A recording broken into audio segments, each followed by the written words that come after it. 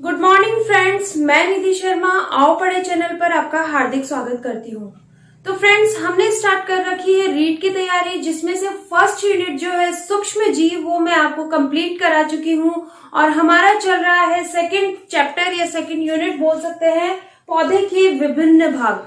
पौधे के विभिन्न भाग में भी हमने जड़ कंप्लीट कर ली है, क्लासिफिकेशन कंप्लीट कर लिया है और आज हम पढ़ेंगे इसके तने और पत्तियों की क्या क्या विशेषताएं होती हैं। तो तना और पत्तियों में इनके भाग में से बहुत ज्यादा क्वेश्चन पूछे जाते हैं। पिछली बार जो रीड हुई थी उसमें भी पूछा गया था, तने से जो क्वेश्चन है वो पूछा गया था। तो इसलिए छोटी छोटी बारीकी से क्वेश्चन पूछे जाते हैं और आपके आज जो कंपटीशन चल रहा है आपको पता ही है कि कितना टफ है, तो बहुत ही माइन्यूटली हमको पढ़ना पड़ता है। पहले ऊपरी ऊपरी पूछा जाता था, लेकिन आजकल इसको बहुत डीप में पूछा जाता है। तो हम पूरे डीप से एनसीईआरटी को बेस रखते हुए ही पढ़ रहे हैं। तो चलिए स्टार्ट करते हैं। पौधे के विभिन्न भाग में तना। चलिए सबसे पहले तो देखिए, हमने आपको बताया था कि जो बीज होता है, बीज में दो तरह के भाग निकलते हैं, एक नीचे की तरफ जाता है और एक ऊपर की तरफ जाता है। ठीक है, तो जो नीचे की तरफ जाता है उसको बोला जाता है मूलांकुर, मूलांकुर, और जो ऊपर की तरफ जाता है उसको बोला जाता है प्रांकुर। ठीक है, तो हमने मूलांकुर यानी कि जो जड़ में जाके आगे विभाजित हो उसकी स्टडी प्रीवियस वीडियो में कर ली थी। आज हम पढ़ेंगे प्रांकुर। प्रांकुर क्या होता है? देखिए, जब एक सतह होती है, जब ये सतह होती है, पृथ्वी की सतह होती है, तो हम जब बीज इसके अंदर बोते हैं तो दो तरह के अंकुरन निकलते हैं, जिनमें से होता है मूलांकुर और प्रांकुर। जो मूलांकुर होता है वो जड़ को आगे जाके विभाजित करता है और प्रांकुर जो होता है वो तने में विभाजित होता है। ठीक है, तो अब तना हम कह सकते हैं कि प्रांकुर भाग से निकलता है, या फिर हम कह सकते हैं ये ऊपर की दिशा में जाता है, यानी सूरज की दिशा में ये विकसित होता है। ठीक है, तो पहला पॉइंट इसकी विशेषताएं देखते हैं। सबसे पहले प्रांकुर भाग से उत्पत्ति होती है। तो ये मैं आपको बता ही चुकी हूँ कि जो बीज होता है उसके नीचे जो होता है वो मूलांकुर होता है और ऊपर जो होता है वो प्रांकुर होता है। तो प्रांकुर भाग से इसकी उत्पत्ति होती है। नेक्स्ट, पेड़ का आरोही भाग कहलाता है। जो नीचे वाला भाग जो होता है वो अवरोही भाग कहलाता है और ऊपर वाला जो भाग होता है वो आरोही भाग कहलाता है। तो प्रांकुर जो होता है जिससे कि तना विकसित होता है वो आरोही भाग यानी ऊपर के भाग से निकलता है। नेक्स्ट, धनात्मक प्रकाशानुवर्ती। देखिए कि मैंने आपको बताया था कि जो मूलांकुर होता है यानी जड़ जो होती है वो ऋणात्मक प्रकाशानुवर्ती होती है, यानी प्रकाश की दिशा के विपरीत दिशा में विकसित होती है। लेकिन जो तना होता है वो धनात्मक प्रकाशानुवर्ती होती है। धनात्मक प्रकाशानुवर्ती का मतलब होता है जिधर सूरज की किरणें होती हैं, यानी ऊपर की साइड जहां सूरज होता है उसी के ऊपर की साइड जो है वो क्या होता है, प्रांकुर का विकास होता है। तो इसलिए हम कह सकते हैं धनात्मक प्रकाशानुवर्ती। फिर आपका आता है ऋणात्मक गुरुत्वानुवर्ती। तो ऋणात्मक गुरुत्वानुवर्ती का मतलब होता है कि ये जो जड़ें होती हैं ये तो धनात्मक यानी कि पृथ्वी की सतह के दिशा के अनुकूल चलती हैं, लेकिन जो तना होता है वो ऋणात्मक होता है, क्योंकि जो गुरुत्वाकर्षण होता है वो नीचे की तरफ लगा होता है। बट यहाँ पर ऋणात्मक इसलिए बोला गया है क्योंकि तना उसकी विपरीत दिशा में विकसित होता है। ठीक है, फिर है अग्र सिरे पर कलिकाएं पाई जाती हैं। देखिए, रूट में क्या होता था, जड़ में क्या होता था, जो ये हमारा ये इस तरीके से है, इसमें यहाँ पर ये जड़ें हैं, ये जड़ें हैं। यहाँ पे टिप पे उस पे क्या पाया जाता था, मूल गोप पाया जाता था। ठीक है, मूल गोप जो है वो कोशिका भित्ति, पतली कोशिका भित्ति पाई जाती थी, जो कि कई इन्फेक्शन से रूट को प्रोटेक्ट करती थी। लेकिन यहाँ पर क्या होता है, यहाँ पर जो तना होता है उसके अग्र सिरे में कई जो होती हैं कलिकाएं पाई जाती हैं। ठीक है, बर्ड्स जिनको इंग्लिश में बर्ड्स बोला जाता है, तो ये बर्ड्स पाए जाते हैं। ठीक है, तो ये बर्ड्स क्या करते हैं, ये तने को आगे बढ़ाने में मदद करते हैं और तने से विकसित जो स्टेम होती हैं, स्टेम ब्रांचेस जो होती है, शाखाएं जो होती हैं, उनको विकसित करने में ये हेल्प करता है। ठीक है, नेक्स्ट देखते हैं, आकार जो होता है इसका बेलनाकार, चपटा तथा कोणीय हो सकता है। यानी कि जो आकार होता है स्टेम का वो या तो बेलनाकार हो सकता है, या चपटा हो सकता है, या कोणीय हो सकता है। तो ये कुछ इंपॉर्टेंट विशेषताएं थी। मुझे भी लगता है कि इससे बाहर कुछ भी विशेषताएं तने की आपके पास हैं या आप पढ़ सकते हो इसको, इतने बहुत ज्यादा इंपॉर्टेंट है। अगर क्वेश्चन आता है तो इन्हीं में से आता है। अब हम देखेंगे विशेषताओं के बाद में तने के भाग। चलिए देखते हैं। तो फ्रेंड्स नेक्स्ट देखते हैं तने के प्रकार। तने के 3 प्रकार होते हैं, भूमिगत तना, अर्धवायवीय तना और वायवीय तना। तो देखिए सबसे पहले भूमिगत तना की, जैसे कि अपने नाम से ही पता चल रहा है, यानी वो तना जिसमें भूमिगत हो।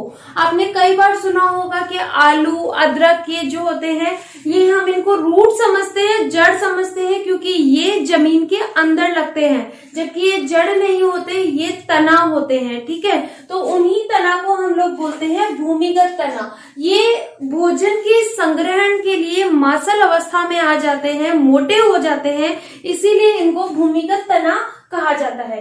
भूमिगत तना को फिर से 4 भागों में विभाजित किया गया है। पहला होता है कंद, दूसरा होता है शलकंद, तीसरा होता है घनकंद और चौथा होता है प्रकंद। क्वेश्चन जो है वो यही से पूछा जाता है कि अदरक का क्या विभाजन है, या फिर कह सकते हैं घनकंद में कौन सा एग्जाम्पल आता है। आपको 4 ऑप्शन दे दिए जाएंगे और बोल दिए जाएंगे कि घनकंद जो है वो इनमें से कौन सा है। तो अदरक, हल्दी, प्याज, अरबी दे दिए जाएंगे, तो आपको घनकंद कौन सा है उस पर टिक करके आना है। तो इस तरीके से क्वेश्चन पूछे जाते हैं। तो देखिए भूमिगत तना में पहला भाग जो है वो है कंद। तो कंद का एग्जाम्पल है आलू। कंद क्या होते हैं कि जमीन के नीचे पाए जाते हैं और जमीन के नीचे मांसल अवस्था में आ जाते हैं। मांसल अवस्था यानी मोटे अवस्था में हो जाते हैं, और मोटे अवस्था के बाद में इनमें जो तना जो होता है उसके ऊपर गड्ढे हो जाते हैं। ठीक है, आलू जो होता है वो इस तरीके से होता है, और यहाँ पर क्या होता है, गड्ढे से हो जाते हैं, तो वो होता है आपका कंद। नेक्स्ट जो है वो है शलकंद। तो देखिए शलकंद में क्या होता है, पत्तियों द्वारा कई परतों द्वारा निर्माण होता है इनका, और ये एक शल्क का रूप ले लेते हैं। इनकी जो बाहरी सतह जो होती है वो शुष्क होती है। ठीक है, तो आप ये भी याद कर सकते हैं कि शुष्क और शल्क, श से शल्क और स से शुष्क। तो शुष्क में क्या क्या आते हैं, देखिए प्याज और लहसुन। प्याज और लहसुन जो होते हैं वो शुष्क अवस्था में होते हैं, और जब हम उनको छीलते हैं तो परत दर परत उनकी निकलती है। तो वो एग्जाम्पल है शलकंद की। ठीक है, इसके बाद में आता है घनकंद। घनकंद में क्या होता है कि ये चपटे टाइप में होते हैं और फैल जाते हैं, जमीन के अंदर जो होते हैं ये फैलते चले जाते हैं, जिनको हम बोलते हैं घनकंद। एग्जाम्पल हो जाएगा अरबी और केसर। ठीक है, प्रकंद में आता है अदरक और हल्दी। तो अदरक और हल्दी में क्या होता है, अदरक और हल्दी में सभी ने देख रखी है, तो गांठी रूप जो होता है वो तना गांठों का रूप ले लेता है, उसको बोलते हैं अदरक और हल्दी प्रकंद का एग्जाम्पल है। ठीक है, तो ये थे भूमिगत तने के कंद, शलकंद, घनकंद और प्रकंद। तो ये ध्यान रखिएगा कि प्रश्न यहीं से पूछे जाते हैं। नेक्स्ट जो है आपका अर्धवायवीय तना, वो पढ़ते हैं। भूमिगत तना के बाद में नेक्स्ट आपका आता है अर्धवायवीय तना। देखिए अर्धवायवीय तना का मतलब आप समझ गए होंगे कि आधा वायु में और आधा नीचे। यानी भूमिगत तने में क्या था कि जितने भी तना था वो भूमि के अंदर मौजूद था। तो यहाँ पर अर्धवायवीय तना का मतलब होता है कि आधा भूमि के ऊपर होता है और आधा नीचे की तरफ होता है, तो उसको बोला जाता है अर्धवायवीय तना। जैसे आपने देखा होगा कई बार कि ये सतह है तो ऐसे रूट्स होती हैं, और फिर उसके बाद में यहाँ पर क्या लगा होता है, घास लगी होती है। तो ये घास कभी नीचे की ओर होती है, कभी ऊपर की ओर होती है। ठीक है, ये बनाने की कोशिश कर रही हूँ मैं। ये ऊपर की तरफ होती है और ये नीचे की तरफ होती है। तो ये जो घास, स्ट्रॉबेरी, पुदीना, जलकुंभी, पुदीना सबने देखा होगा लगा हुआ घास, तो सभी ने देखी होती है लगी हुई। स्ट्रॉबेरी हम लोग सब नहीं देख पाते हैं। तो घास और पुदीना तो क्या होता है, ऐसे लगा हुआ होता है ना, जमीन के नीचे भी होता है, जमीन के ऊपर भी होता है पुदीना, इस तरीके से। तो ये जो तना होता है ये कहलाता है अर्धवायवीय तना, यानी अर्धवायवीय तना वो तना होता है जो आधा जमीन के ऊपर और आधा जमीन के नीचे होता है। ठीक है, नेक्स्ट जो हमारा होता है वो है वायवीय तना। देखिए वायवीय तना अपने नाम से ही पता चल रहा है कि वायवीय तना यानी पूर्णतः पूर्ण रूप से ये वायु में विकसित होता है, यानी नीचे की तरफ ये बिल्कुल नहीं जाता, वायु में पूर्णतः विकसित होता है। तो पूर्णतः वायु में विकसित कौन कौन से होते हैं, देखिए अंगूर, नीम, नींबू, बेर, आम, नीम भी ले सकते हैं हम लोग। तो ये सब इनके तने क्या होते हैं, सतह जो होती है, मिट्टी की जो सतह होती है उसके ऊपर ही विकसित होते हैं। ठीक है, तो ये ऊपर की तरफ जो विकसित होते हैं इनको हम लोग बोलते हैं वायवीय तना। ठीक है, अब ये हम ये भी कह सकते हैं कि ये पूर्णतः विकसित जो है वो पेड़ है, पूर्णतः विकसित पेड़ है। तो पूर्णतः विकसित पेड़ में एक चीज और हम लोग कह सकते हैं कि पेड़ों में जो वलय पाई जाती है, कई पेड़ों में ये जो वलय पाई जाती है, ये वलय जो है ये कहलाती है वार्षिक वलय, यानी इन वलय से हम लोग पेड़ की जो एज है यानी उसकी आयु का निर्धारण हम इन वलय से ही करते हैं और इनको बोला जाता है वार्षिक वलय, वार्षिक वलय, एनुअल रिंग भी बोलते हैं इनको, वार्षिक वलय। तो ये वार्षिक वलय जो है वो पेड़ों के अंदर पाई जाती है और ये जितनी होंगी, यानी ये एक साल की एक रिंग बनती है, एक वलय बनती है, तो ये जितनी रिंग प्रेजेंट होंगी पेड़ के अंदर ये उतने साल का ही पेड़ होगा। अगर 50 रिंग है तो मान लीजिए कि 50 साल का पेड़ है, 100 रिंग है तो 100 साल का पेड़ है। इसी तरीके से इनकी स्टडी की जाती है कि पेड़ों की आयु कितनी है। तो और इस आयु की जो स्टडी की जाती है, एज की जो स्टडी की जाती है थ्रू रिंग, किसके कारण, वलय के कारण, तो उसको बोला जाता है डेंड्रोक्रोनोलॉजी। ठीक है, ये आयु ज्ञात की जाती है, ज्ञात की जाती है वलय के द्वारा, वलय के द्वारा। ठीक है, तो हमने तने के प्रकार में सबसे पहले भूमिगत तना, अर्धवायवीय तना और वायवीय तना पढ़ लिया है। ये थे तने के प्रकार और यहाँ पर हमारा तना कंप्लीट होता है। अब हम नेक्स्ट पढ़ते हैं पत्तियां। फ्रेंड्स, अब तने के बाद हम पढ़ते हैं नेक्स्ट पत्तियां। देखिए पत्तियां क्या होती हैं, पत्तियां सभी ने देख रखी हैं। पत्तियां बहुत तरह की होती हैं, कुछ नुकीली होती हैं, कुछ कटी हुई होती हैं, कुछ बहुत ज्यादा बड़ी होती हैं, कुछ बहुत ज्यादा छोटी होती हैं, लेकिन उनका जो कार्य होता है सभी का वो एक समान होता है। बिल्कुल आपको पता है पत्तियों का क्या कार्य होता है। पत्तियों का कार्य होता है प्रकाश संश्लेषण करना, यानी प्रकाश संश्लेषण का मतलब है कि वो क्या करते हैं, वाष्पोत्सर्जन या फिर प्रकाश संश्लेषण करते हैं, हम लोगों को ऑक्सीजन प्रदान करते हैं। हम लोग जो कार्बन डाइऑक्साइड छोड़ते हैं वो पत्तियां लेकर अपना भोजन संग्रह करती हैं और प्रकाश संश्लेषण के द्वारा ऑक्सीजन गैस को निर्वाहित करती है, यानी हमें प्रदान करती हैं। ठीक है, तो नेक्स्ट देखते हैं पत्ती की विशेषताएं क्या है। इनका मुख्य कार्य जो होता है वो प्रकाश संश्लेषण का होता है और ये प्रकाश संश्लेषण का जो कार्य होता है इनमें क्या पाया जाता है, हरा कलर पाया जाता है, हरा रंग पाया जाता है। और ये हरा रंग किसके कारण पाया जाता है, क्लोरोफिल के कारण, क्लोरोफिल के कारण। ठीक है, अब इसमें ये भी पूछा जाता है कि क्लोरोफिल के कारण हरा रंग पाया जाता है तो इसमें कौन सी धातु जो है वो उपस्थित होती है, तो वो होती है मैग्नीशियम।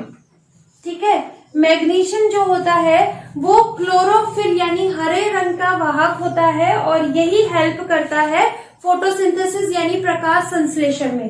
ठीक है, इसके बाद में आता है चिरलग्न। देखिए चिरलग्न क्या होता है कि अगर पत्ती पेड़ पर 1 साल से ज्यादा तक लगी हुई रहती है यानी झड़ती नहीं है तो उसको हम बोल सकते हैं चिरलग्न, यानी बोल सकते हैं 1 साल से ज्यादा लगी रहती है। ठीक है, पर्णपाती का मतलब होता है 1 साल के भीतर ही वो झड़ जाती है। ठीक है, तो इसको बोल सकते हैं 1 साल के भीतर जाती है उसको हम लोग क्या बोलते हैं, पर्णपाती। ठीक है, और शीघ्रपाती जैसे कि अपने नाम से ही पता चलता है कि ये बहुत ही जल्द झड़ जाती है, तो जल्दी झड़ जाती है। ठीक है, इसके बाद में जो पत्तियां हैं इनके इंपॉर्टेंट भाग हैं। देखिए ये 3 तरह के भाग दर्शाती हैं। पहला होता है पत्राधार, दूसरा होता है पत्रवृंत और तीसरा होता है पत्रफलक। ठीक है, तो ये जो पत्राधार है वो क्या होता है, आधार भाग होता है। ठीक है, देखिए यहाँ पर ये पत्ती है, पत्ती जैसे जिस ऐसे पत्ती लगी हुई है तो ये इसका ऊपरी भाग होता है और ये निचला भाग होता है। ठीक है, तो जो आधारीय भाग जो होता है, देखिए इसका नाम का जो हम लोग संधि विच्छेद करें तो पत्र प्लस आधार होता है। ठीक है, तो आधार मतलब इसका आधारीय भाग जो होता है पत्ती का वो पत्राधार कहलाता है। तो मैं इधर लिख सकती हूँ पत्राधार। ठीक है, अब ये पत्राधार जो होता है ये पूरा किससे जुड़ा हुआ रहता है, तने से जुड़ा हुआ रहता है। ठीक है, या फिर शाखाओं से जुड़ा हुआ रहता है। इसके बाद में आपका आता है पत्रवृंत। ये पत्रवृंत जो होता है वो डंठल बोल सकते हैं, जिससे जुड़ी हुई रहती है पत्ती। ये जो होता है इस तरीके से, इसको बोला जाता है पत्रवृंत, पत्रवृंत। ठीक है, जो कि तने या शाखाओं से पत्तियों को जोड़ने का काम करता है वो कहलाता है पत्रवृंत।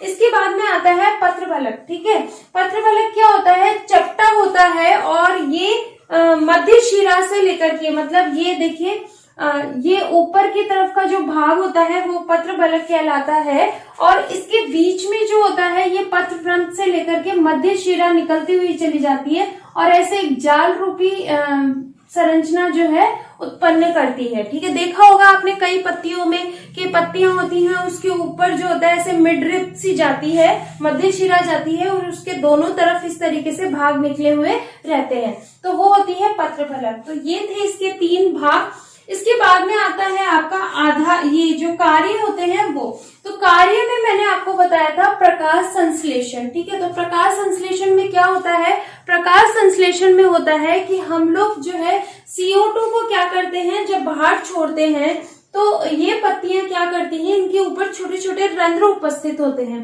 तो रंध्र उपस्थित होने के कारण ये क्या करती हैं, उन कार्बन डाइऑक्साइड को अपने अंदर अवशोषित करती हैं और फिर उसके बाद में ये सूर्य की किरण की हेल्प से, सूर्य की किरण की सहायता से वापस हमें ऑक्सीजन प्रदान करती हैं। ठीक है,